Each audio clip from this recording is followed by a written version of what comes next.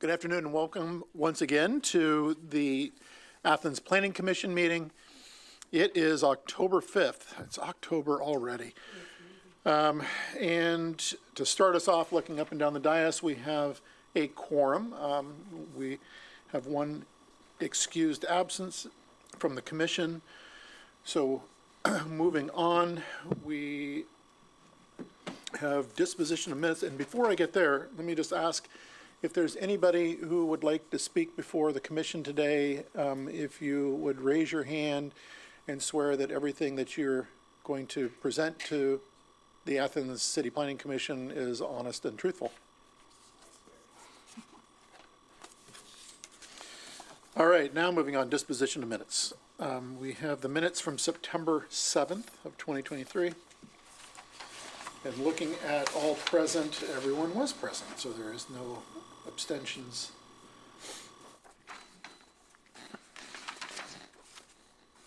I move to approve the minutes. Second. I have a motion and a second. Any discussion?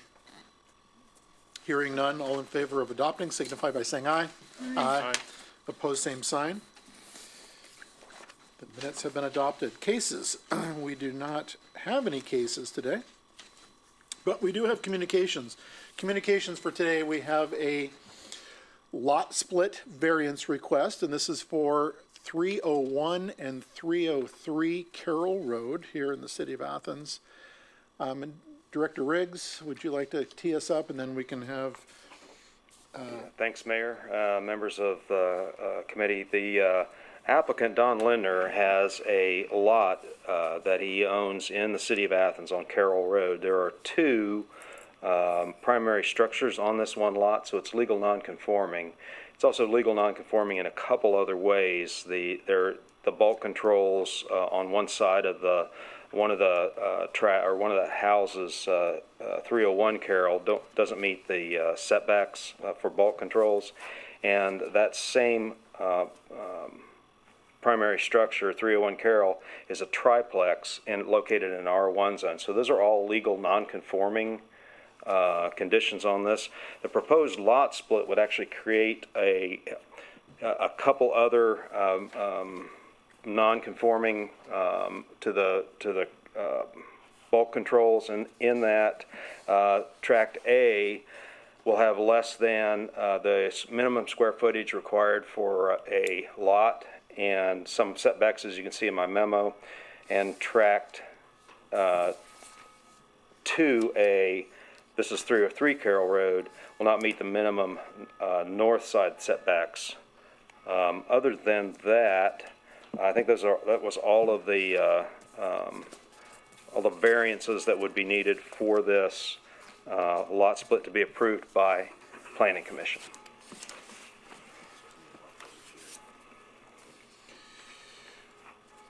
Don, would you like to? Sure. Do you all have copies of the plat? We do. Okay. So obviously there's kind of a Don, if you would just go up to the podium. And yeah, is there a sign-in sheet up there? Yes, and I'll state my name is Don Linder, and I live at 42320 Big Pine Court in Albany, Ohio. I am owner of the subject property in question, and what we were trying to do here is really create two particular parcels.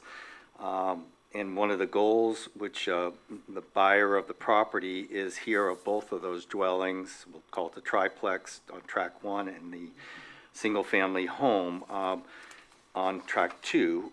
I've been using both of these as rental properties. The track 1, generally we have always professional people in there, although I can't discriminate or anything to prohibit people if they're capable of that, other than some standards that we have. But on the track 2, we've always had single family rental people there, usually single people, or right now as a family with 2 children. And the intent of the buyer, which is more a future intent, and she can speak for herself as well, is to basically convert that property, tract 2, into a permanent single-family dwelling.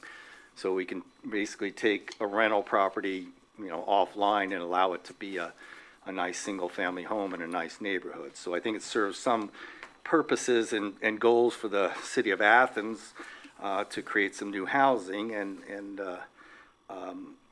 Ms. Trout here is the intent is to, of course, take the management, the ownership and the management of the properties, which she's been working with me for 6 months on this, and we've been doing additional kind of repairs and improvements to them along the way. And it's the intent to continue to use that track 2. There is, again, a single family in there now. The gentleman works at Ohio University, and 2 children, his wife. But that the future prospect would be for the father and her in-law to be living there as part of a family dwelling, because she lives in the same neighborhood, just about a quarter of a mile on Carroll Road approximately. And what we tried to do in the split of the property is to really not having any easements or encumbrances of the areas of the dwellings. We could have tweaked it over a little bit to probably get close to a setback. I'm not even sure exactly, but there's a garage there, a carport, and I didn't really want to dismantle or remove that because that provides good protective off-street parking. So, so we did that tweak there. I had my attorney review it. He didn't see anything or any need for an easement other than it, the line is tight to the other parcel and property. I think that's all I have to say. Any questions of me? Sure. Underground utilities serving each of these structures, where do they cross tract 1A and tract 2A? They do not, just on the right of way. Okay, So they're independent water meter, gas meter, and sewer. Sewer meter. So we Right. don't have a situation where we've got a lateral crossing one of the other parcels. Okay, There's no lateral crossings. That's important. And frankly, if anybody remembers, we had a tree fall down on gas meters out there and shut down all of Oakmont when we had the windstorm, and everything was reconfirmed there that and that's definitive on how it works. There is an easement where the electric line crosses over the property overhead, but that's a AEP Sure. easement. The reason I ask is Yep, just 'cause, for obvious once you split it, and then one person owns one person Right. owns a different one, and then all of a sudden their utility is crossing another person's. Right. Something we want to take into account before allowing the split to go Right, forward. and the sewer line, you may recall, Andy, or not, is on the back side of the property, the lower end of the property. So it's basically, it crosses a number of different properties. There's an easement there Sure. behind all those and the adjoining road. So, Okay. anything else?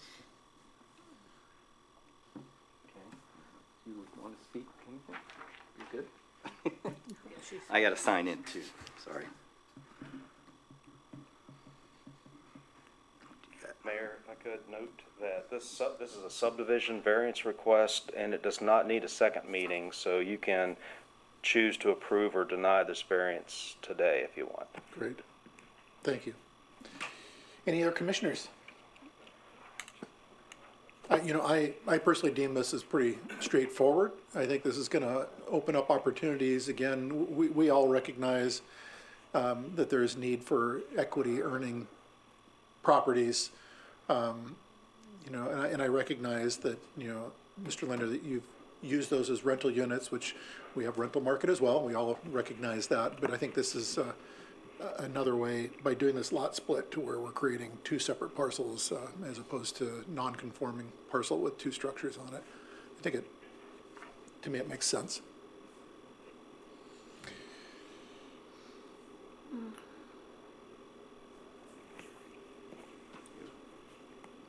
Someone like to make a motion to approve this today, rather than, I move that we go ahead and approve this request. we have a motion Second. and a second. Any further discussion from the commissioners? Nope. Anyone else here today who would like to speak to this? All right, hearing none, all in favor of adopting signify by saying aye. Aye. Opposed, same sign. Well, you don't have to adopt, but that's okay. I like the thumbs up. The motion is passed. Thank you. Communications, any other communications, Director Riggs, from Department of Code Enforcement and Development? I don't think I have at this time. No, not at this time, thanks. Okay, thank you. Sorry, I do have a note. We've talked previously with the Planning Commission about the Simpson Avenue planning effort, and then ultimately the prospectus that American Structure Point as our technical assistance entity has provided for the recommendations on redevelopment in the Simpson Avenue corridor. That like the meeting about the final product to the administration with the draft final product administration is this week, and then I'd like to get on a future planning commission meeting here in the next probably next month or so to possibly even have them come and present to planning commission to talk about that, just as a looking at the future. Very good. We can do that. Why don't we plan for the first meeting in November for the Planning Commission? Great. Any announcements from any of the commissioners? No. The main announcement, I guess, then is that the next meeting is going to be October 19th at noon here in council chambers. And hearing no further conversation about anything, and Commissioner Stone won't be here. Okay?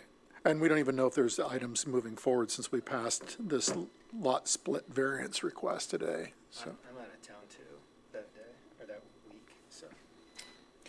Just in case. Commissioner Bain, it's you and I. And John. If he ever gets over COVID. Okay, all right. Hearing no further discussion, I call this meeting adjourned. Sure.